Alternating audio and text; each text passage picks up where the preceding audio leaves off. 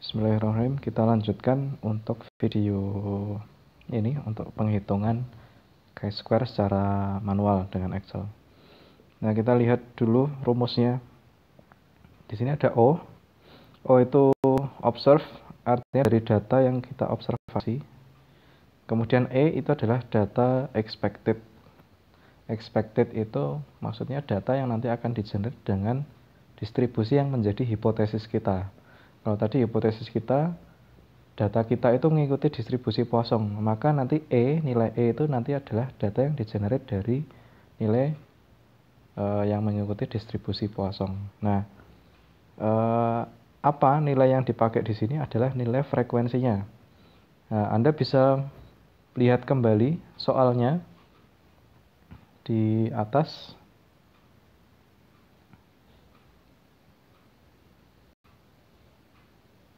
Nah, ini nilai yang ada di sini, ini adalah semuanya adalah expected, observe frekuensi, karena ini adalah data-data yang hasil observasi kita. Nah, nanti ini kita berikan satu kolom tambahan, yaitu frekuensi yang expected alias expected frekuensi.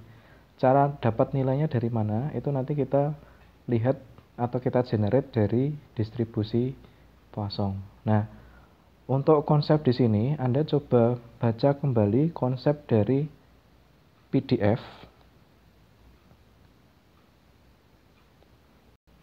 Anda baca kembali konsep tentang PDF dan CDF. PDF dan CDF ini apa?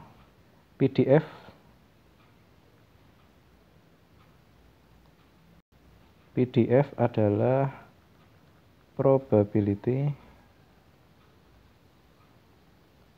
distribution function. Kalau CDF ini adalah cumulative distribution function.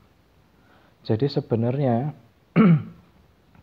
kalau kita mau menjerit frekuensi, artinya kita nanti juga akan bicara tentang probabilitas. Nah, Anda coba lihat dulu di datanya ini.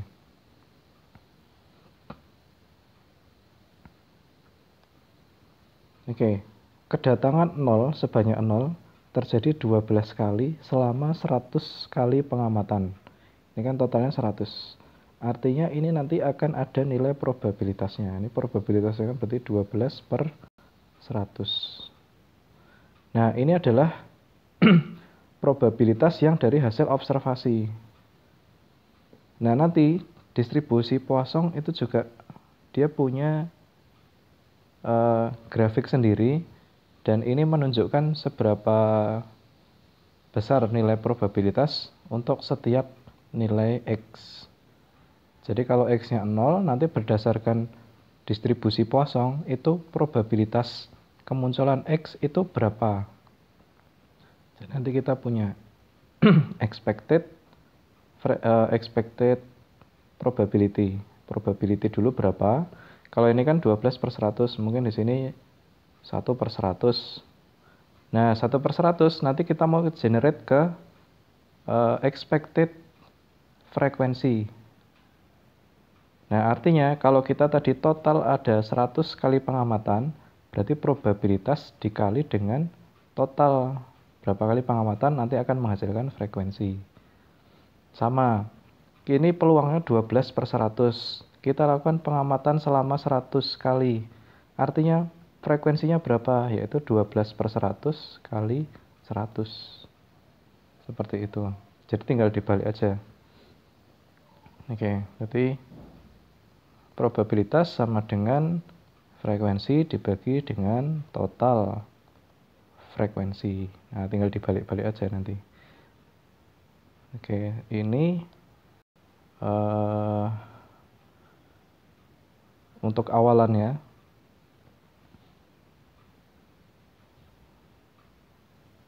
Oke, kita lanjutkan ke rumus yang tadi.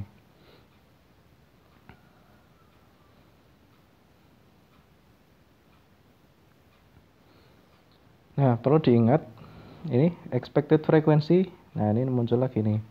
N itu jumlah berapa kali kita mengobservasi. Kalau tadi kan kasusnya 100 hari pengamatan dikali dengan probabilitasnya, nanti akan menghasilkan nilai expected frekuensinya. Nah, di mana P adalah theoretical probability of interval ke I. Ya, I-nya itu nanti yang akan kita lihat di Poisson. Nah, di sini suggested minimum 5. Ini nanti jumlah kelasnya. Kemudian which approximately follows the chi-square distribution. Nah, ini nanti rumus degree of freedom-nya. K-S-1. Degree of freedom nanti dipakai di mana? Itu nanti dipakainya di waktu mencari chi-square tabel. Nah, Anda nanti siap-siap dulu download tabel chi-square, nanti Anda coba lihat degree. Nanti di sana Anda akan temukan untuk cari chi-square tabel itu nanti ngecek dari degree of freedom nanti dengan kelasnya. Nah, ini kelas nanti kita punya 5. Oke, degree of freedom sama nanti ini apa? Significance. Karena ada derajat significance-nya 0,05, 0,1 dan lain-lain. Nah, lebih jelasnya Anda coba download dulu tabel chi-square-nya. Nah, baik. Ini nanti, ini hasil akhirnya, hasil akhir penghitungannya. Untuk langkah-langkahnya, ini kita lihat di Excel-nya. Baik, ini data mentah. Nomor, ini hanya nomor saja, nggak akan dipakai di penghitungan. Kemudian X ini nanti dari tabel soal di chapter 9, X dengan F, ini saya copy paste dari sana. 0, 12, 1, 10, dan seterusnya. Nah, kemudian ada X kali F. X kali F itu nanti untuk cari tahu rata-ratanya. Jadi berapa jumlah kendaraan yang lewat di perempatan tadi. Oh, yang lewat ada 0 terjadi 12 kali, artinya ada 0. Nah, dan seterusnya, saya total jadi 364. Sebanyak 364 mobil yang lewat selama 100 hari. Nah, artinya dalam satu hari itu ada rata-rata 3,64 mobil. Oke, kemudian ini X kuadrat, kemudian X kuadrat kali F, ini nanti digunakan untuk mencari nilai variance dan standar deviasinya. Ya, ini descriptive statistics. Rumusnya variance dan standar deviasi Anda bisa cek kembali di internet. Rumus-rumusnya seperti apa. Nah, kemudian probabilitas X. Probabilitas X artinya tadi 12. Mobil lewat sebanyak 0 terjadi 12 kali selama 100 hari pengamatan. Artinya probabilitas dari nilai 0 ini muncul 0,12. Probabilitas lewat satu mobil terjadi 10 kali dalam 100 kali. Artinya probabilitasnya 0,1. 10 dibagi 100. Nah, dan seterusnya. Ini logikanya, kalau semua probabilitas ini saya jumlahkan, maka jumlahnya adalah 1. Baik, kemudian ini probabilitas probabilitas observe, karena ini dari data observasi. Nah, sekarang kita lanjut ke probabilitas yang expected dari distribusi Poisson. Nah, kenapa kok Poisson? Karena tadi kita punya hipotesis awal bahwa data observasi kita mengikuti distribusi Poisson. Nah, baik, di sini saya generate probabilitas. Nah, di sini Anda lihat 0, kemunculan nilai 0 itu probabilitasnya berapa menurut distribusi Poisson.